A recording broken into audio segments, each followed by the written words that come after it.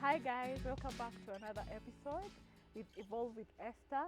Today we'll be dealing with all matters retirement.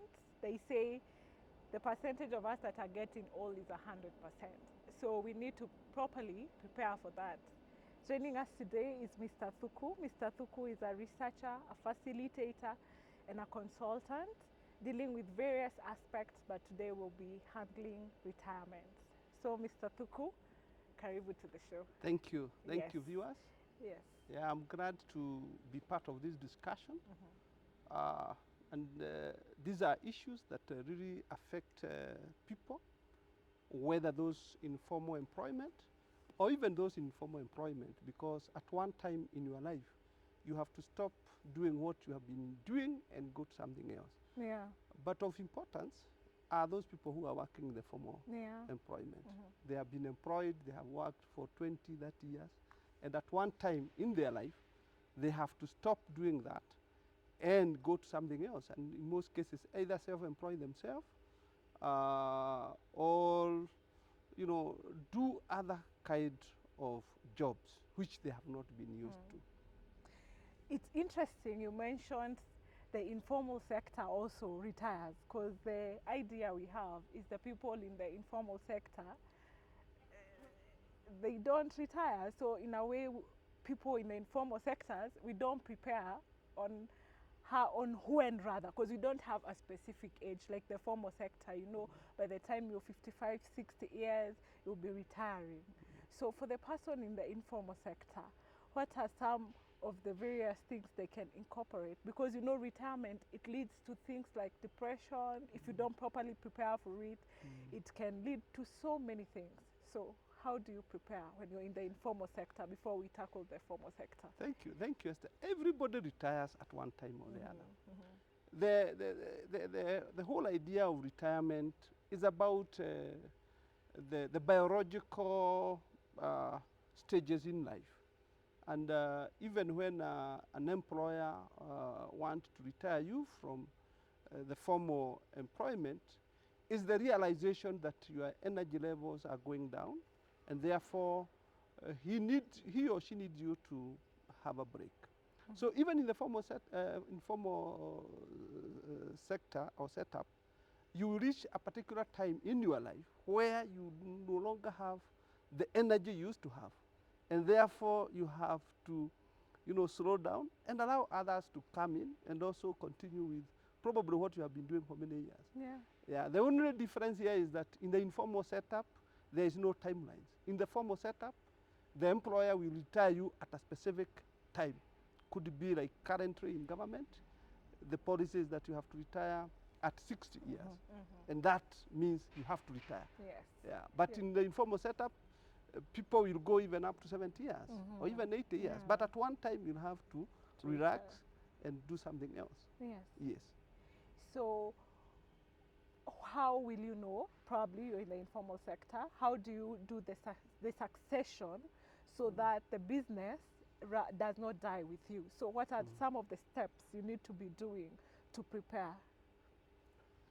Thank you. I think it differs from one person to another.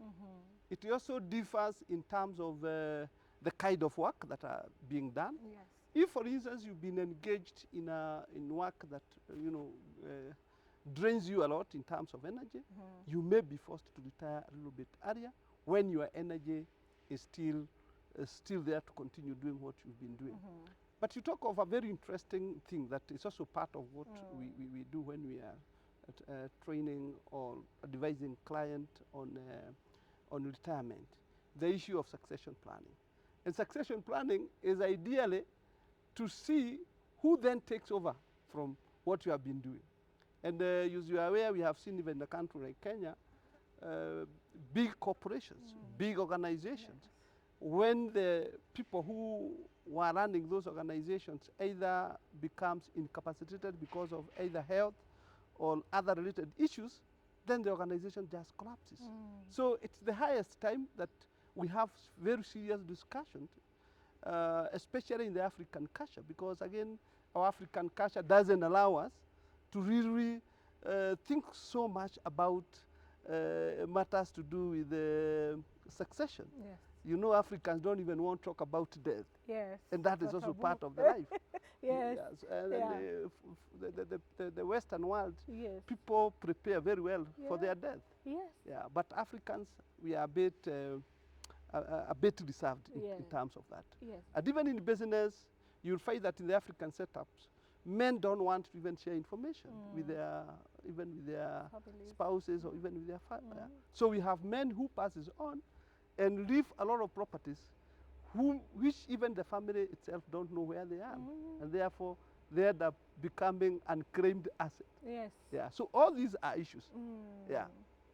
But I believe that of most importance now, Yes. and what could be should be our focus is how do we help these people, Yes. whether in the informal sector or in the formal sectors, in terms of how they prepare for retirement. I should have started with this. What is your definition of retirement? Because you're talking about it, and to some people, it's when you have no energy.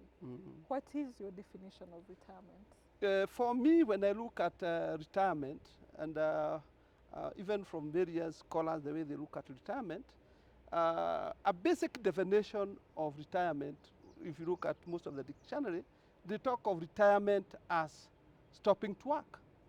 Yes. Or at that stage where you want to stop doing work or something like that. Yeah. However, that is a totally different, I have a totally different view on what retirement is all about. Yes. For me, retirement is a transition. Yes.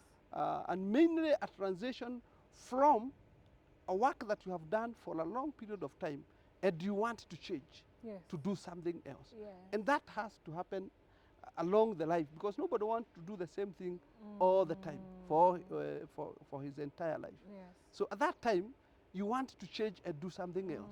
That transition is what I'm referring to when I talk about retirement. It's a transition. Okay. Yeah. So But in the formal setup, in the formal sorry. setup, the retirement is defined by the organization. And different organizations have different concepts on what, when somebody should retire.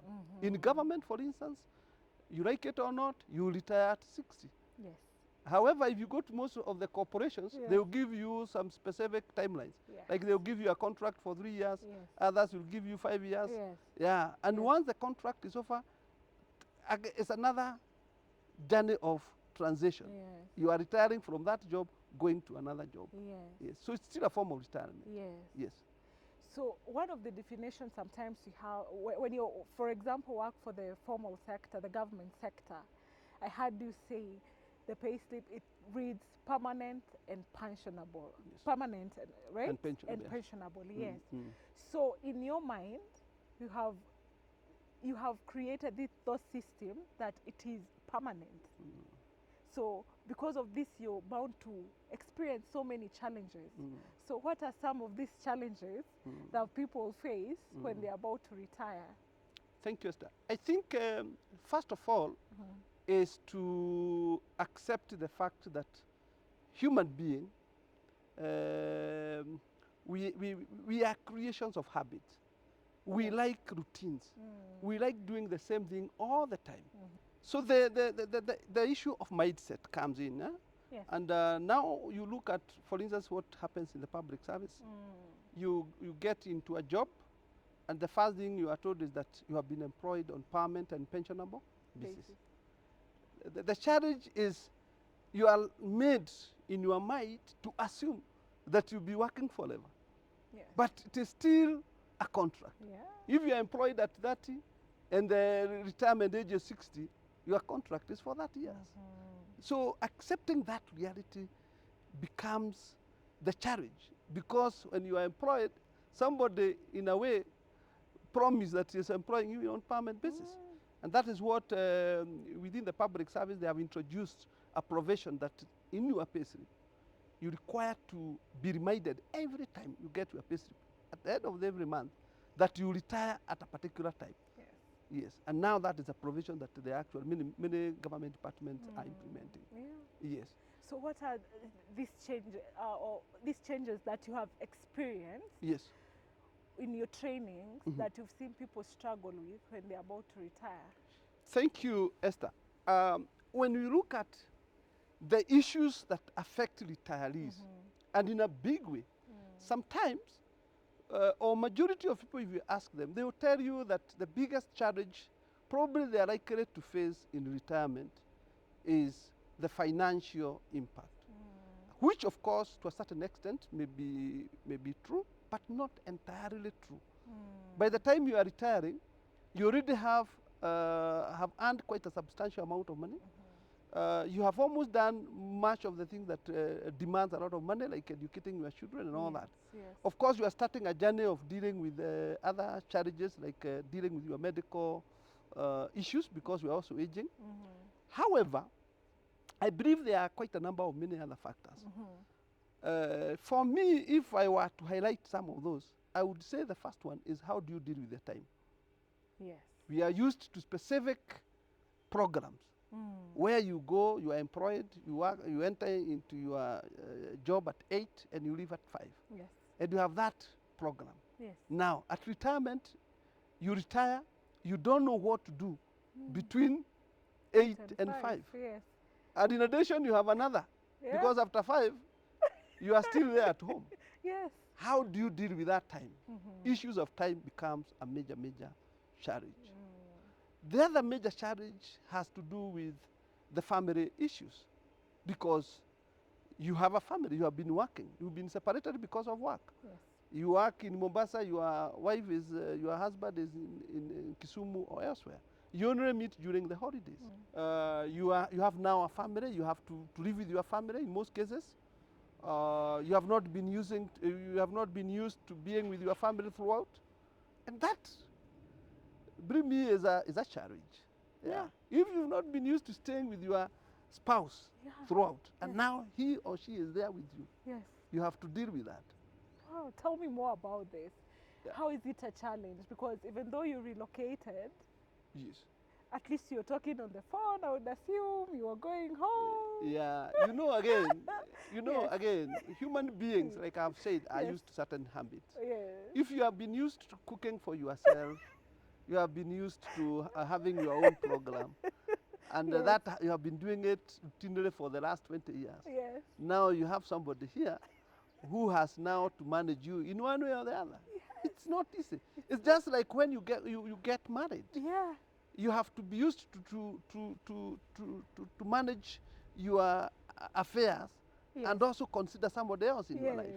Yes. So it's still a change and requires to be managed. Exactly. So issues of family and relations, and sometimes family may also be in conflict. And when families are in conflict and you are not living together, it becomes easier to manage than when you are close, because you have to deal with those issues. Yes. And in addition to that, as you approach retirement, you are also aging. Yes. And there is biological change in your life. Your wife or your husband is changing also in a way.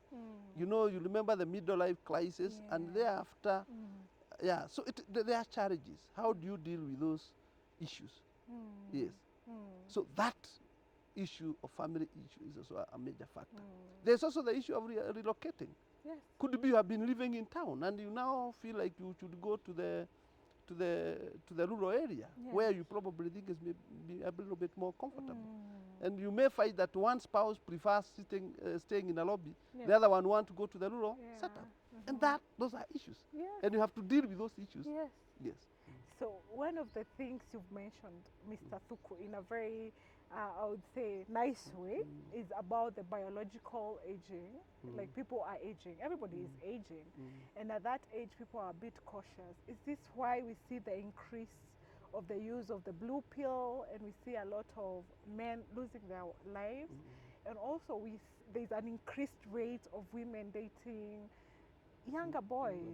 So could this be the reason why? Thank you, Esther. I think, yes, to a larger extent, that is true. And all of us know that as you age, and conventionally it is put between 40 and 50 years, whether you are a man or whether you are a woman, you will have some biological changes. Yes.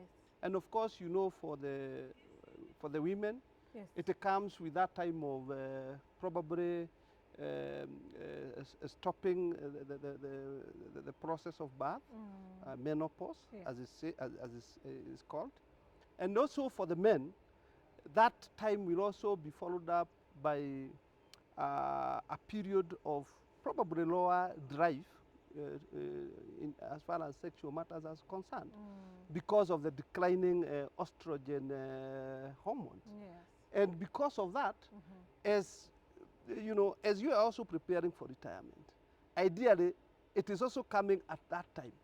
And for the men, the idea of these pills and all those kind of things is to try and still prove themselves that they can still, they're still the same people. Yes. They are still the same, they still have the energy. They still have the drive. Remember, on the other side, the women may be having a lower drive to sex because of their hormone levels also related to that also going down. Yeah. And because of that, you have a two kind of challenge coming in. Either the men are trying to prove themselves, and probably also for the women, they are also facing those challenges related to the menopause period. Yeah. But that is again complicated by the many other factors that comes in as you prepare for retirement. Okay. Yes. So how early should you start preparing for retirement? Because there's a 20-year-old who is about to switch the channel and think, this content is not for me. How early should you start preparing?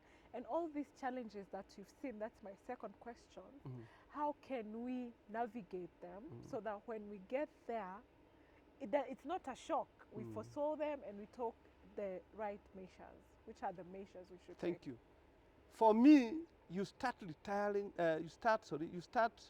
preparing for retirement immediately you go into employment. The first salary you get when you are employed, you must think about retirement. Yes. Because like I have said, there's a contract.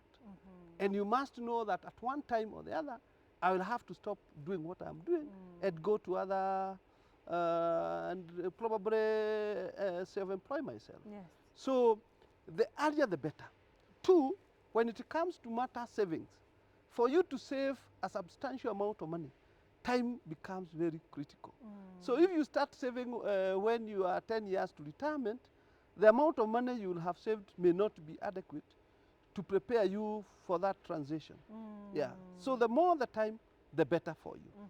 And we encourage, even in my nature of training and facilitations or mentoring, I usually insist that employees, during the induction, when they are being inducted to the new job, the concept of retirement must be introduced to them. Yeah. And then with time, you continuously mentor them, Yes. ensure that they also save a specific amount of money in preparation for retirement. Yes.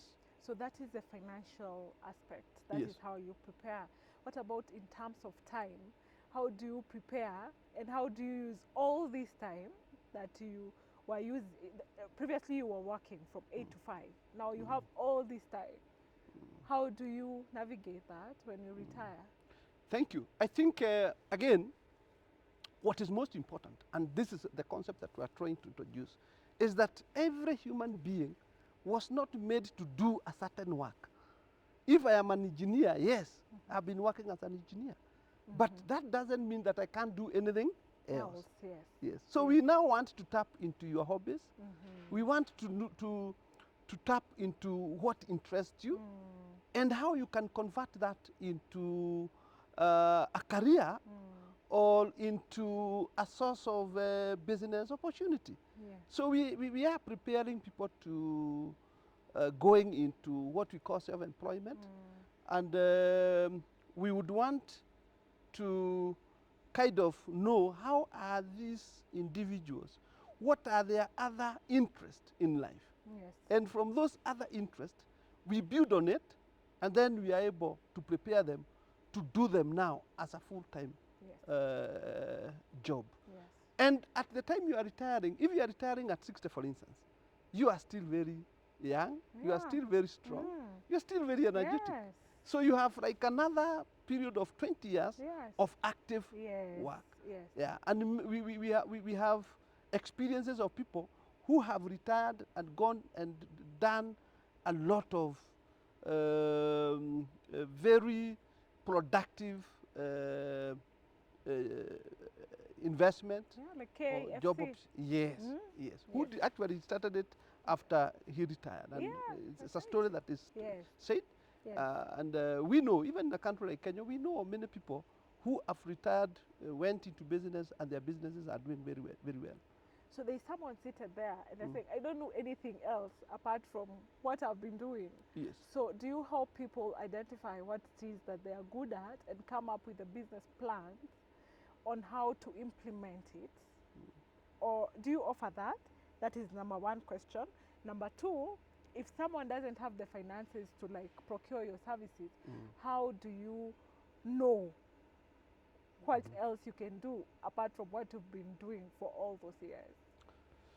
Of course, we do mentorship, and sometimes it may be done in a formal setup Yes. where you can engage us and or like through a kind of a training program. Yes.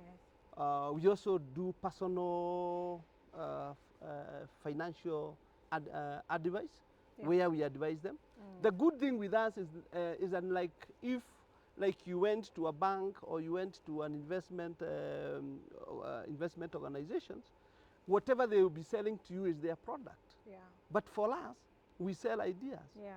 So we will not tell you that this is the best for you, but we will expose you to the existing investment opportunities. Yeah. And with that, then you can make a decision on what you can do. Two, we want to explore your strengths and weaknesses, Yes. because all of us have certain strengths and weaknesses. And once you are able to understand and appreciate that this is my strength, you use that as an opportunity. And of course, you also overcome. Like now, when we are talking about self-employment and business opportunities, we all know that if you have a negative attitude towards a specific issue or concept, that may not be the best for you to engage with. Yeah. So we want, first of all, to understand what are your strengths, Yes. what are your weaknesses, what are you good in, what is it that you like doing, Yes. and you can do it as a business opportunity. But equally, it is also going to help you fill in those gaps that may be there. You've been in a formal employment, and now you are not in a formal employment. What will you be doing that time? Yes.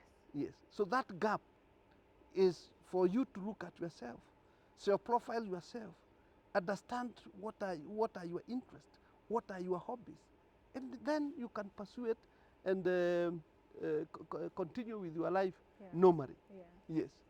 So by the time you're retiring, I'm thinking you have a senior position.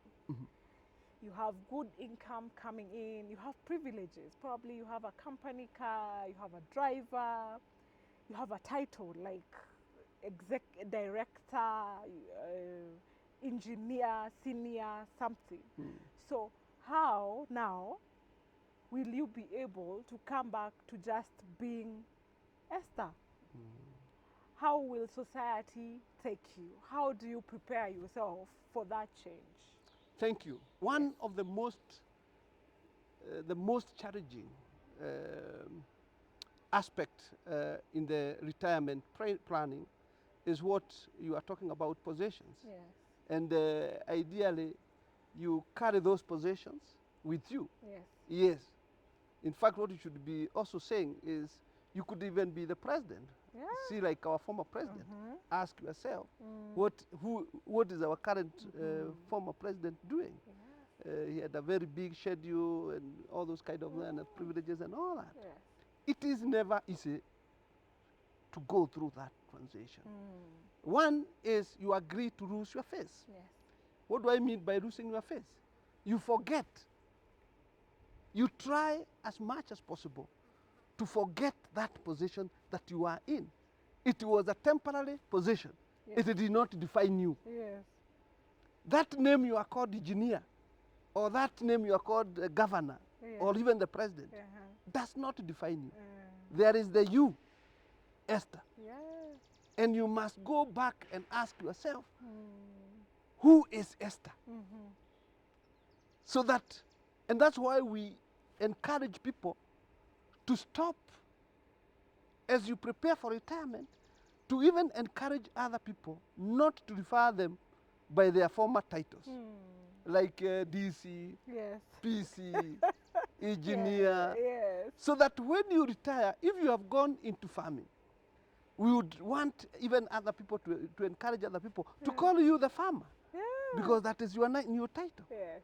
or elder, Yes. or the, those now titles that you are acquiring. Yeah. So that is a transition. But towards the end, you realize that it works for you. Yeah. Yeah, you will forget that you used to be director general of this and all that.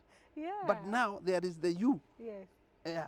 Yes. So it is good, and we should encourage people even to stop calling people by their titles. I love that. Yeah. I love that, because what I hear you say is self-discovery is Yes. a continuous process. Yes. It never stops, and we are all very multi-talented. We have different angles to us. So we should stop limiting ourselves to a title, to a job description, because we are more than that. Yes.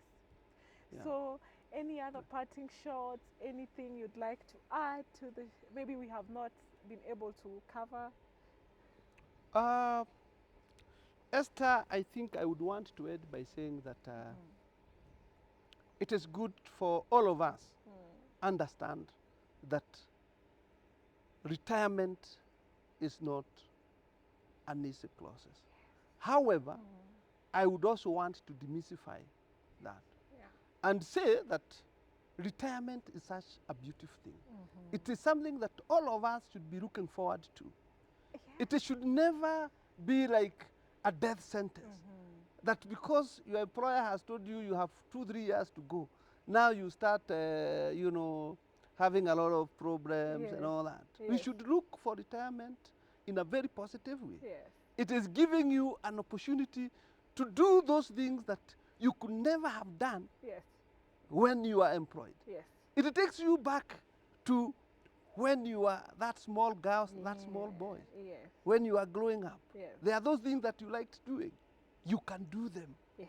at retirement. Yes. So let us look at retirement in a positive way, but let us also be cognizant of the fact that it is something that we have to deliberately work on, Yes. realize that there are challenges so that we can deal with those challenges. Yes. That is so beautifully wrapped up. And the best age, the happiest age, according to research, is 86 years. So retirement is not something we should be scared of. So on the other sessions, the next segment, we are going to talk about financial planning and management, because you're given a package when you're going home. You're given a pension package. And if you don't properly plan, you can find yourself in a mess. So stay tuned, subscribe, and asante sana. Thank you very much, Mr. Thuku, for being in our show. We're going to share Mr. Thuku's details, his email address, telephone, and his YouTube channel for more, for you to reach him. Asante sana. Till next time. Thank you.